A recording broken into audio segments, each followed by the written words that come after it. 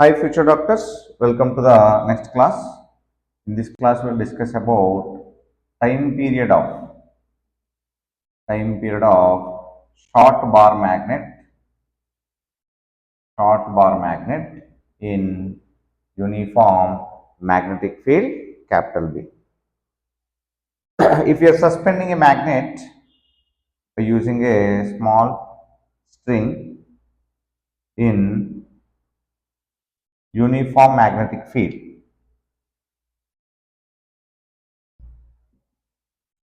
then it is going to be oscillating like this. Whenever it is oscillating, then what is the time period? Time taken to complete one oscillation. It will not oscillate like simple pendulum. It will be angular oscillations we are going to count. So for this, torque is going to act. Torque formula we came to know, mb sin theta. So for the magnetic field, this magnetic moment, and theta is going to be angle between M and B.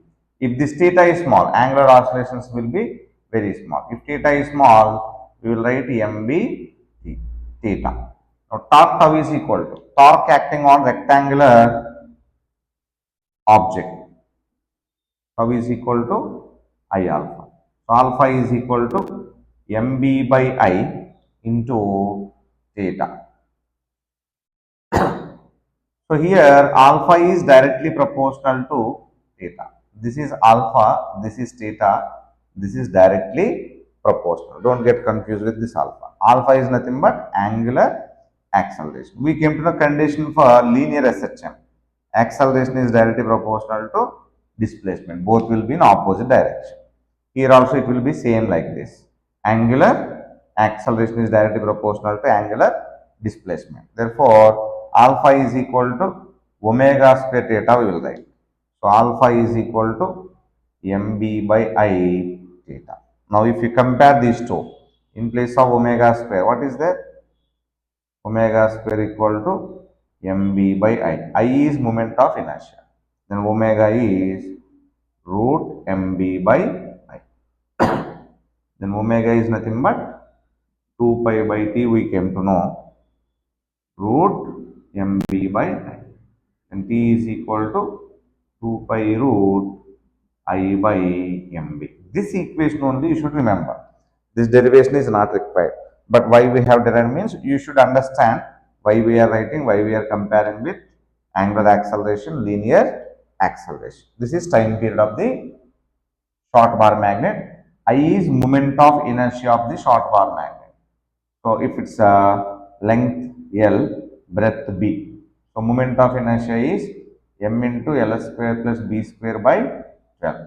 If B is almost neglected, B is less than R, then I can be written as moment of inertia only ml square by 12. So this m is mass of this magnet, not pole strength. So small m is mass of the magnet. Mass of the magnet. So here capital M is magnetic moment. So how they are going to ask this question on this equation? So we have to remember only this equation, 2 pi root I by mp. If you remember, you will get easily. So from this formula, P is equal to 2 pi root I by mb. So a magnet is cut. This is the magnet which is having magnetic moment capital. If magnet is divided into two equal parts, so m by 2, m by 2, isn't it? Now, only this magnet, upper portion, m by 2 is placed in that time period, means suspended by string. First, initially suspended this magnet, later they divided into two equal parts, one of the part suspended. Then what is the new time period they will ask? At that time, how we will do means new time period t dash equal to 2 pi root I dash by m dash b, because same magnetic field B is going to be remaining constant. Now m dash is changing, I dash also will change. How I dash is changing means I dash equal to what is the formula? ML square by 12. So L is not changing because you cut parallel to its length. So B is neglected. Therefore, so I dash is going to be M dash L dash square by 12. What is M dash? If you divide half of the magnet means mass is going to be half. What happens to length? Length remains same divided by 12. Therefore, I dash equal to, what is I already we came to know means I is ml square by 12. M is total mass of this magnet. So, in place of ml square by 12, in place of ml square by 12, we can write I. So, I by 2. So, if you divide two parts parallel to its length, so moment of inertia is I by 2, magnetic moment is m by 2. If we substitute here, 2 pi root I dash is I by 2, m dash is m by 2, b. So, again 2 will be cancelled, again you got same 2 pi root I by m by. Therefore, time period remains same. You can remember blindly.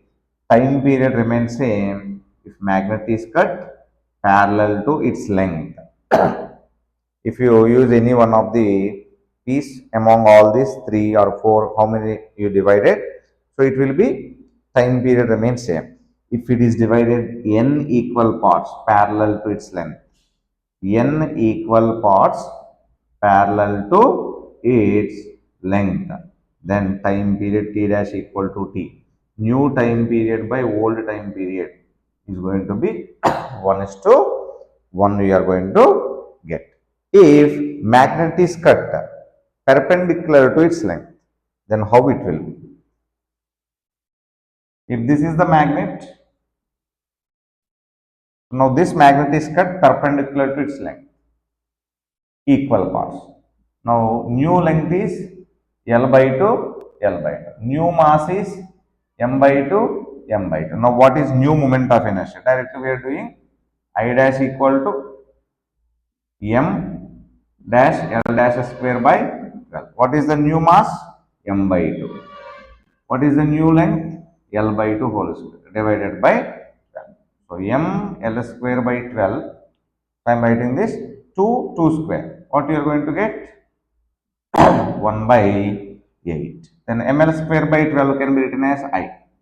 Therefore, I by 8. New moment of inertia is going to be I by 8. Now, what is the new magnetic moment? M dash is equal to, already we discussed this. If you cut parallel to its length, perpendicular to its length, its magnetic moment is going to be M by 2. Now, new time period T dash is equal to 2 pi root I dash M dash by 2 pi root, what is I dash? I by 8. What is M dash? M by 2 into B. So, this 2 will be cancelled in this 4 times. So, 2 pi root I by 4 MB. 4 is coming outside. 2 pi by 2 root I by MB. So, what is this 2 pi root I by MB? We can write T. Then T dash equal to T by 2. So, if you divide perpendicular to length, T dash is T by 2. If you divide parallel to its length, T dash equal to T. If you divide n equal parts perpendicular to its length like this, n equal parts, then T dash equal to T by n. So, new time period by old time period is 1 is to n if it is perpendicular to its length. If you divide perpendicular to its length, parallel to its length, time period remains same. So, this one you have to remember properly. This is about time period of short bar magnet. Next in this, in that vibration magnetometer or whenever we are oscillating two magnets, so they will keep by touching same poles each other. So, M1, M2. So, they will take by touching opposite poles each other.